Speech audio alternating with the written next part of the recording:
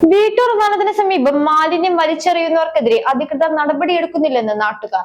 മുന്നറിയിപ്പ് ബോർഡുകളും CCTV ക്യാമറകളും സ്ഥാപിച്ചിട്ടുണ്ടെങ്കിലും മാലിന്യം വലിച്ചെറിയുന്നതിന് യാതൊരു കുറവുമില്ല. മൂവാറ്റുപുഴ വീട്ടൂർ വനത്തിന് സമീപത്ത് റോഡിനിരുവശവും മാലിന്യം വലിച്ചെറിയുന്നത് പതിവാകുന്നു. മൂവാറ്റുപുഴ പട്ടിമറ്റം കാക്കനാട് പോകുന്ന റോഡിന് വശങ്ങളിലെ വനത്തിലേക്കാണ് അറവു മാലിന്യങ്ങൾ ഉൾപ്പെടെ ആളുകൾ വലിച്ചെറിയുന്നത്.